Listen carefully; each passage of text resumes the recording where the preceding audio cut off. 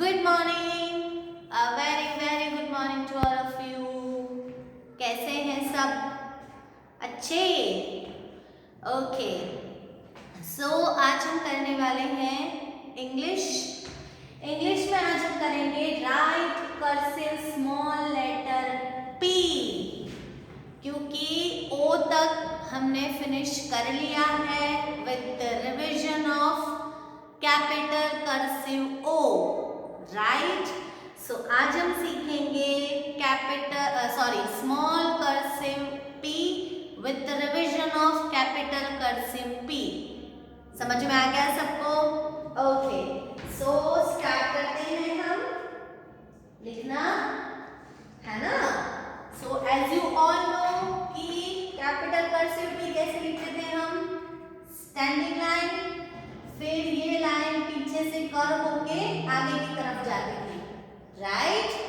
सो ऊपर की 3 लाइंस के अंदर हम लिखते थे कैपिटल पी, है ना। ऊपर की 3 लाइंस पे लिखते थे ना, यस। नाउ स्मॉल पी कैसे लिखेंगे हम? यहां से एक कर्व लाइन यहां ले जानी है, फिर स्टैंडिंग लाइन और फिर यहां से ऐसे कर्व हो जाता है तो वो बन जाएगा हमारा स्मॉल कर्सिव पी। कैसा बना? Small cursive P.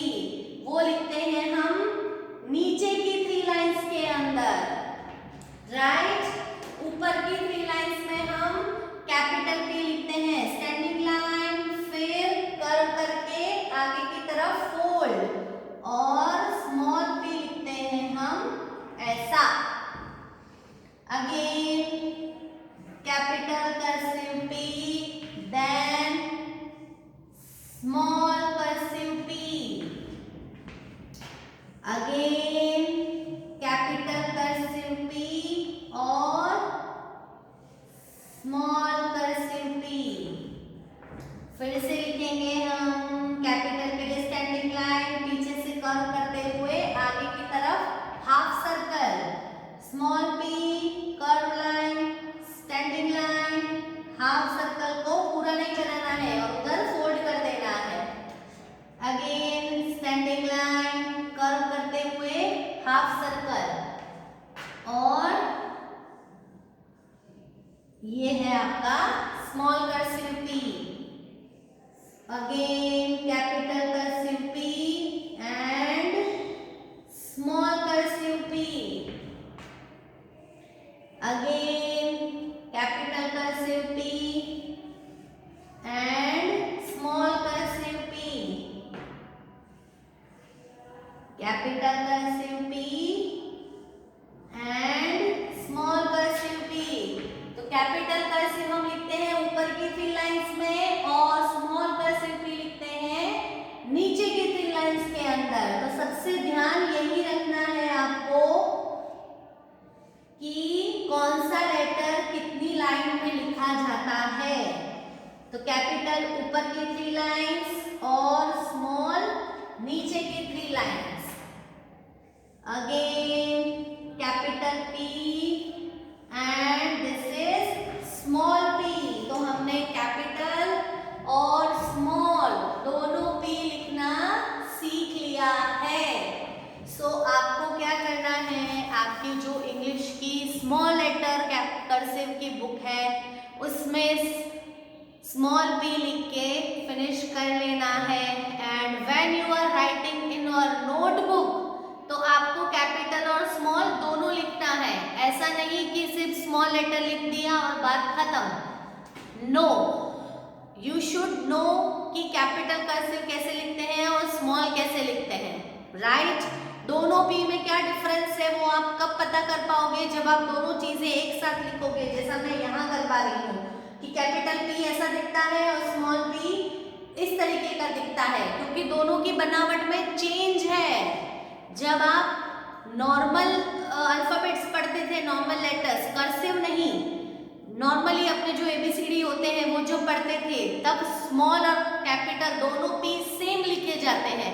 उन दोनों में डिफरेंस इतना होता है कि कैपिटल 3 लाइंस ऊपर में लिखा जाता है और नीचे की 3 लाइंस में स्मॉल, लेकिन दोनों पी लिखते सेम है। कर्सिव में ऐसा नहीं है, कर्सिव में अलग पी बनता है और स्मॉल में अलग पी बनता है। इसीलिए आपको इसकी प्रैक्टिस ज्यादा करनी है, क्योंकि इसमें फॉर्मेशंस बहुत ज्यादा होते हैं, कर्व बहुत ज्यादा होते हैं। पेंसिल जब आप स्टार्ट करते हो तो छोड़ना नहीं है, जब आपका लेटर कंप्लीट हो जाता है तभी आपको पेंसिल छोड़नी है, राइट। जैसे कि ये स्टार्ट किया, पी ऐसे लिखना, तो कब छोड़ा मैंने पेंसिल? ये लाइन बना के पेंसिल छोड़ी नहीं, ये लाइन बना के पीछे की तरफ कर्व करके आगे करा, तब मैंने छोड़ी। तो जब आप कर्सिव लिखते हो तो वो कॉन्टिन्यूस लिखा जाता है, ब्रेक नहीं होता है वो, ठीक है। कोई सा भी लेटर ब्रेक होके नहीं लिखा जाता है, एक साथ फॉर्म करते हुए लिखा जाता है, इसलिए इस चीज का सबसे ज्यादा ध्यान रखना है आपको। तो when you are writing, please when you are writing in notebook, so please write capital and small cursive P together, साथ में ही लिखने हैं दोनों, ताकि दोनों में डिफरेंस क्या है वो आपको पता चले। नाउ विल मूव ऑन कि पी से रिलेटेड वर्ड्स कौन कौन से होते हैं। सो पी इज फॉर पेन, ये कुकिंग पेन है, लिखने वाला पेन नहीं है, वो PEN पेन होता है, ये PAN पेन होता है, राइट। तो P for pen, P for pencil, P for pig, P for peacock, P for panda, P for parrot, P for और क्या क्या चीजें होती हैं सोचो। So n number of words are there starting from P. So ये आपके लिए जानना इसलिए जरूरी है कि you have question like this in your exam, right? आप इस तरीके के क्वेश्चंस आपके एग्जाम में देखते हो, आपकी कोई सा भी एक पिक्चर दिया हुआ रहता है और आपको उसमें look at the picture and write its first capital या स्मॉल कर्सिव लेटर, ऐसा आपको लिखा हुआ आता है। तो वो फर्स्ट लेटर आपको कैसे पता चलेगा? जब आपको उससे रिलेटेड वर्ड्स पता होंगे। कि सपोज पैरट का पिक्चर दिया है और नीचे लिखा है कि इसका फर्स्ट कैपिटल कर्सिव लेटर लिखो, तो क्या लिखोगे आप? आपको पता होगा कि ये पी से स्टार्ट होता है, तब तो आप लिखोगे ना। इसीलिए वर्ड्स याद करने बहुत जरूरी होते हैं। आइडेंटिफाई द पिक्चर, पिक्चर को देखो और सोचो कि ये किससे स्टार्ट होता है। P for parrot, P for peacock, P for pig, P for pan, P for panda. तो ये इतना सारा बोलोगे तब तो आपको पता चलेगा ना कि वो P से स्टार्ट होता है।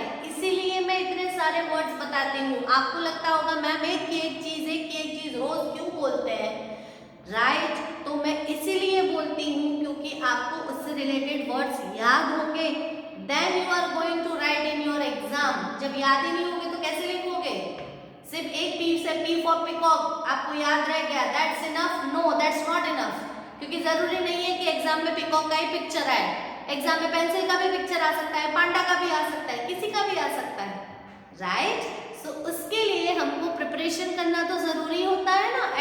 एटलीस्ट 7 to 8 तो आने चाहिए हमको वर्ड्स, ताकि उन 7 to 8 में से कोई सा भी पिक्चर आ जाए तो we are capable to write कि हाँ ये इसी का लेटर है। समझ में आ गया सबको? ओके, सो नोटबुक में आपको कैपिटल और स्मॉल दोनों P लिखने हैं और वर्कबुक में सिर्फ और सिर्फ स्मॉल P आपको कर्सिव का लिखना है। दोनों में लिख के फिनिश कर लेना, उससे रिलेटेड वर्ड्स याद कर लेना, ठीक है। फिर मिलेंगे, तब तक के लिए बाय, टेक केयर।